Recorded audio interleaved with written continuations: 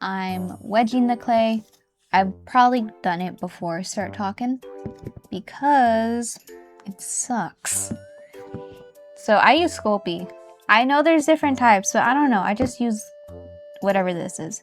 And it comes in like these little blocks that look like this, but more. Okay, it's not freshly malleable straight out the box. You're gonna have to beat it up a little bit. Stretch it out, roll it around. Put it in the most basic terms. Beat the crap out of it. Not my favorite part. I got better at it because I remember, I think like the first time I was ever trying clay, I was trying to use it like straight out the thing. Did not go well. It's been so long since I used air dry. This is polymer, by the way. It's gonna have to be baked. I think air dry is a little bit more, like, I think you still want to beat it up a little bit, but I think it's easier than this. But I just like polymer for its like durability. I don't know, I just already know what varnishes they use when it comes to polymer. Yeah, because honestly in my early days, I was using varnishes on a paint materials or coloring materials that didn't work together and like it would just bleed or stay sticky forever. But air dry is a really nice way to have like, or air dry, it's a really good beginner, cheaper, and also you don't have to bake it, which can be good if you are afraid of putting this tiny little metal part into the clay. Can't really see it, and I can't really see it either, so that's why I'm very scared to drop it. This is like a little stick with a loop that will make this into a keychain, and we'll just stick it into our little guy eventually. Like we'll put it in his head, lobotomy style. Cause yeah, you can see here, like if I, this part after I've beat it up, wow, this is not a good example. This part after I beat it up, I can go like, ow. Okay, actually they're not kneaded that well.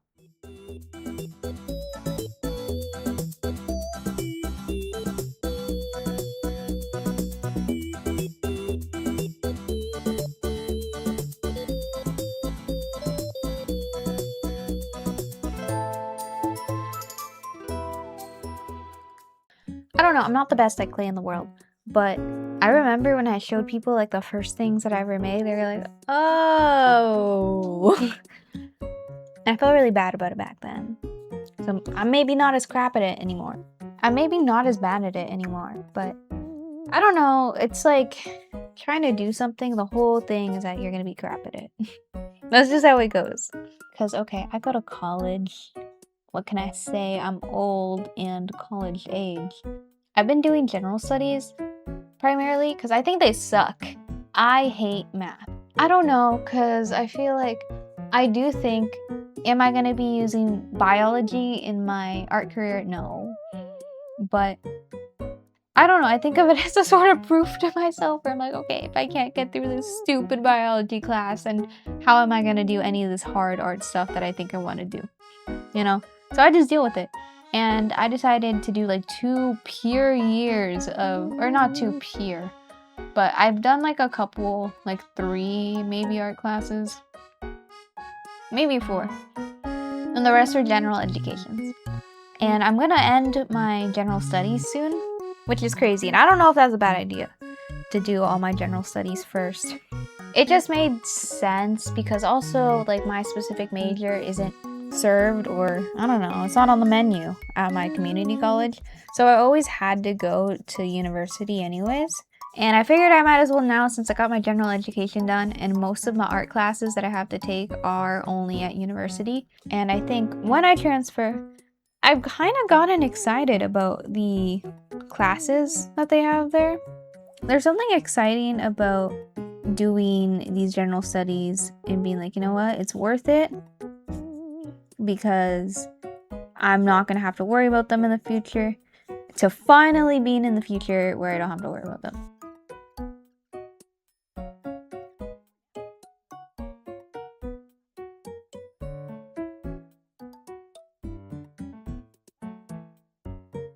Because I've mentioned it before in a video, but I have been going through like this big art rut ever since I was alive in 2022. I'm really making really good progress more than years. I don't want to say getting over with it. Because what if I'm not? And then I never post again. Because that'd be so embarrassing. I think something that also really sucked was seeing people like doing these cool pieces and projects in their like art classes. Or getting cool opportunities that not even in the art like medium, but like within their own careers and all that. And I just felt like a stupid little loser at my house going to community college, doing all these courses that weren't aligned with my career. And I'm not going to say it's a waste of time because, you know, I think it puts you through challenges that can be useful in the future, right? I think just because of the state of the world right now and the fact that I am at community college doing these classes that aren't necessarily fulfilling, it just made me feel really bad about myself. So that's why I'm really looking forward to going to university and finally like getting my time in the sun.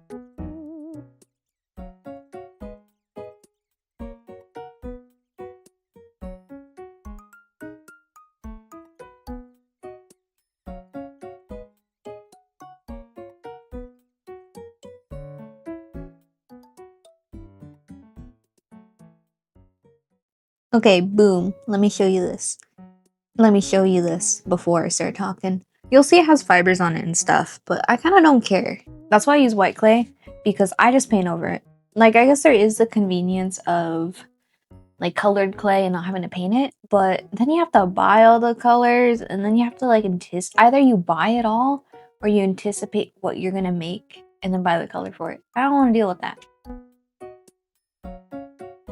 Also, I know the setup is wild. Like, it's a tripod. It's a normal tripod on top of a corkboard on my bed. I swear by the next video that I have a more proper setup. It's just that I ordered like an arm thing. Like, you put the phone in it. It's like a tripod arm. I don't know how to describe it. Arm, table, record, upwards. And I kid you not, I went out there and my package was scavenged like a vulture.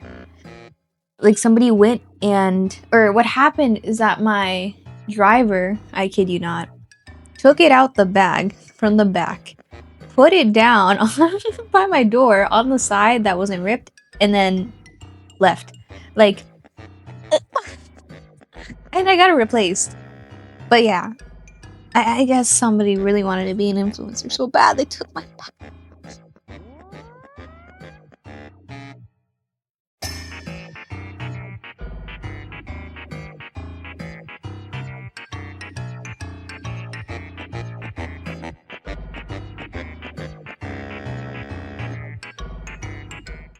Don't get comfortable looking at that because I put off resining it for so long. You're not gonna see it for a while.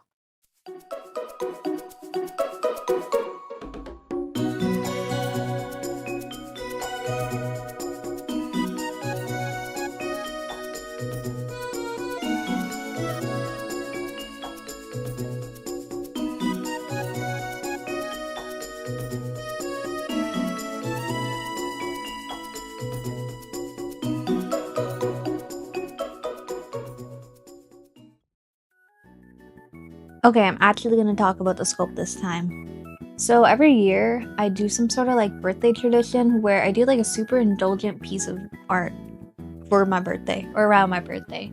And in the past, it's been like all digital drawings, like, you know, like crossovers or like outfits or aesthetics that I've been wanting to draw but didn't get around to, like something self-indulgent for myself. And this year, I was like, why don't I do a little clay figure of myself? 3 days before my birthday. So I didn't really leave myself like a lot of time. But it happened, and it happened in time for my birthday, which was pretty cool. This is the first time I've ever made like a humanoid figure. So I didn't really know what I was doing all the way. I have done a doll before, but it used like a doll base. This was, I don't know, whatever came out of my brain. So I just kind of started with like a circle for the head and then like a weird little semi-circle that's elongated vertically for the body with like little limbs. And I made sure to make the arms sort of have a more blocky shape to them than the legs because of like the jacket on there. The hair, not good at it. I'm not good at hair. But this is my own character, and my own characters tend to have more simple hair. Like, I guess more shape-based, but simple hair. So, it was fine. Like, it was still kind of a pain because it was my first time doing it. But it wasn't that bad. And I don't think I got it exact, but in a medium like this, and at my level, it was never going to be exact. Pretty much I was cutting out triangles and then trying to warp them into the like curve I wanted them to go. And then kind of the same for the hair buns. They're just triangles, but a little bit like a fatter triangle that I fluffed up a bit. And then the ears were just like a semicircle. I think I just made an oval and cut it in half. I think I did a pretty decent job at blending everything together though. Like really getting it on there safely. Okay, so nothing is like properly attached or scored in any way, so I think that's what I'm gonna do. I feel like my shapes are already out. I'm just gonna make sure they're attached, oil them up, and all that. So yeah. Okay, I think I'm done sculpting her, because honestly, I hate doing hair. Like, yeah. And I've never really sculpted people before, so this is what it looks like. I think they look like crap before you paint them.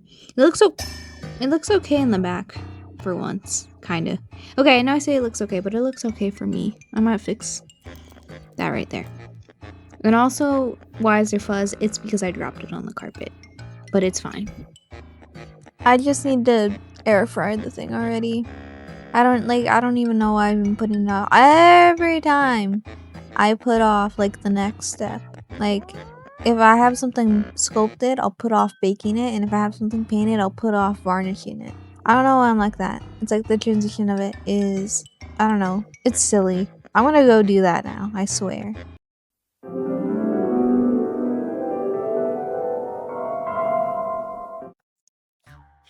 I've been really off on my game recently, or I got back on my game for the first time in years, and I think I got too excited. Because I did not draw for a very long time, or I used to draw very little for a very long time, compared to my youthful years of like middle school, I guess. And now I'm like finally getting that back, and I think I just went a little too nuts with it. Like art fight's coming up, and I decided to do rendered full bodies, and I know, like somebody out there, or everybody out there is like, nobody wants to do like a rendered ref because you can't color pick. I'm not gonna lie, this is for me. This is my thing. Usually I don't do shaded refs, but the reason that I did rendered full bodies is because a lot of these characters have never gotten, or I mean as in my characters, my OCs, have not gotten a full body in forever or ever because I had made them when I wasn't drawing a lot. So I just felt like they needed that, and I felt like that was what would be fulfilling to me. I think I just went too hard on it because I planned it out, and I was like, one sketch, 1 day lining, and then 1 day rendering. So 3 days total back to back, and then I would start again with the next one. 1 day to sketch, 1 day to line, and it went like that for like 9 days in a row. And by the time I got to the last 2, I was just like not feeling it. I sketched it out barely, and then I had to force myself to even start lining it. I haven't finished it yet. I think it just got to me. That, and I'm having a bunch of life stuff go on right now. So I think I just accidentally did the like, okay, everybody's like, don't burn yourself out before art fight. Well, that's what I did. But it's fine.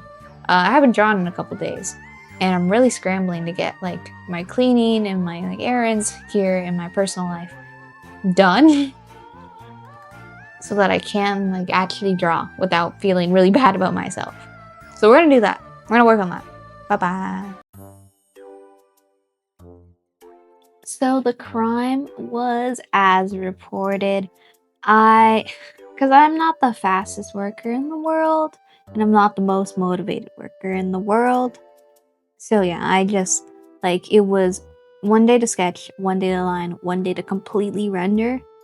And I had done that all the way up to the last 2 characters. So I think that was like 5 characters in a row. One day sketch, one day line, one day render. And by the time I was on character like 6 and then the number that comes after it, I, yeah, just wasn't feeling it anymore. And it is coming really close. Like the end was nigh. And I just kind of had to force myself to do it. But I got it done, it was fine. Cause yeah, I don't know, it just felt better to do rendered than to just do like sketches and I don't really like leaving things flat. So I don't know, I did that to myself, but it's fine.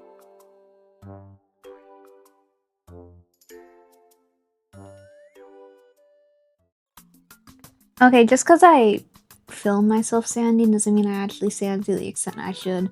I sand until I get bored. Like, I see it get a little bit better, I'm like, oh, that's cool, and then I get bored of it, and then I stop. You should sand your things, I'm just bad at it. And also, you can watch me try to mix colors for like 10 minutes straight. I don't know, I'm not, like, supposedly, I'm not the worst at mixing colors, but man, am I not good at it either. I actually painted a lot of this off screen because it just got really tiring for me. But yeah, it's just craft smart. There's no technique. It's just craft smart. I am not a big traditional artist, so not my strong suit. Speaking of the Craft Smart paint, which is like 20 bucks for 30 colors, it's just the Whatever Michaels brand. I'm gonna bring up something that I'm gonna use in a second here. But I would say, like, to start out, it's like $20 for the paints if you don't have those. And then you can buy like a $20 box of Sculpting clay, and I think the one I use is like 40 bucks, and I haven't gotten through it in like 2 years. So here I'm using these acrylic markers to put on the details, and they are so helpful. Like, if you have the color that you need, it is so helpful. I will say I did not buy these off the bat. They were like 30 bucks, and I put off buying it for a while because I was like, do I really need these? But they do help a lot, I will admit it. I won't say that they like will solve all your problems, so that's why I'm not saying you have to get it right off the bat. I would say just, if you want to start, buy the clay, buy the tools, which you can probably pay like 15 bucks maybe for like a overall toolkit on like Amazon or something, I don't know. Varnishes, you don't gotta worry about. I wouldn't say worry about varnishes until like after you start making stuff, and then you can varnish it. Just to kind of, I guess, stretch out the initial price of starting. So I would put it anywhere in the ballpark of like 60 to 70 bucks to start the hobby. And that's not even including like air dry clay, where you don't have to bake it or anything. And I think it is cheaper than polymer. And look, it's up to you if you want to take my word, especially after you saw me drop this thing on the carpet and then just paint over the fibers that were stuck to it. But I put off clay for a long time because, I don't know, like when I tried it, I was bad at it. And then also I was trying to do like the colored clay and I wasn't really good at that. And the white clay with just painting over it is what worked for me. And also, I don't really have like the craziest, like, I don't really go out of my way for any brand that isn't just like the most default or like store brands, I guess. But if there might come a point where I'm like, you know what, I want a more quality tool, and you know, I'll get that. But at the moment, I'm just kind of fine with, you know, the default cheap stuff. I will say, like, I put off clay for a very long time because I was just like over concerned with the material and whether I could afford something good enough or whether I was good enough. You don't gotta worry about that. I would just say clay, paint, brush, tool. That is what you need. And varnishes, we'll get a little bit more specific. Polymer clay is a bit pricey. Just start with air dry. I think I started with air dry technically. And then the only reason I moved on to polymer is because I wanted to make like an ornament or something where durability would be an issue. And then I don't think I ever made that ornament. Merry Christmas. I flashed it on screen, but it's sped up so you didn't see it. So here's the varnish that I use. So I use matte polyurethane from DecoArt, and I believe it's all, well, it has to be water-based as well. Basically, water, oil, no. Like, you can't do an oil-based varnish, which is what varnish is what keeps your stuff together. It doesn't keep it from falling apart, it just keeps the paint on the clay.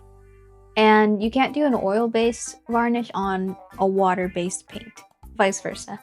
Because also spray tends to have that problem as well, where something in the spray that makes it, I don't know, spray, will smear or like be sticky on acrylic paint. So honestly, go to Reddit, go see what they say. But for me, this is what works. I've had stuff be sticky forever or smear, as I said, and this is just what doesn't do that for me. And it was like 15 bucks, I think.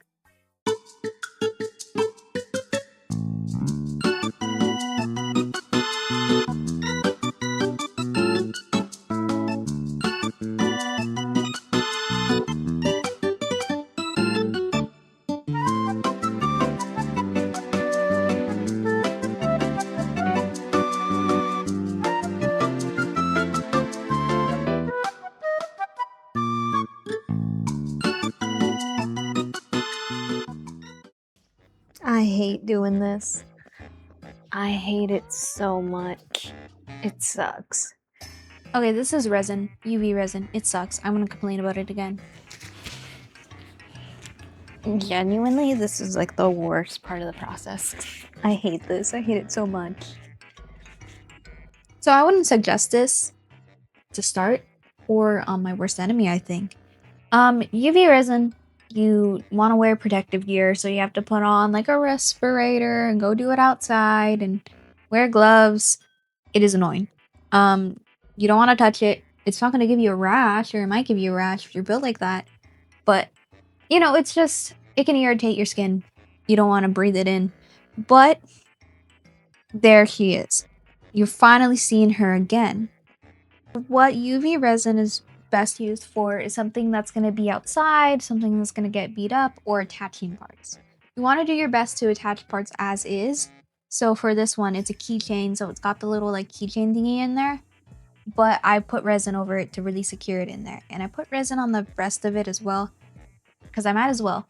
But I will say I'm probably not going to take this thing outside. It's just going to be for display in my house, because I'm not super... I should have put clay around the little pinhole, but I didn't. So it's just going to stay in my house. It is so annoying. So you have to wear all this stuff. And it's very messy, but it gets the job done. And it's... yeah, I don't really have any tips for this other than it sucks, and I use a triple label.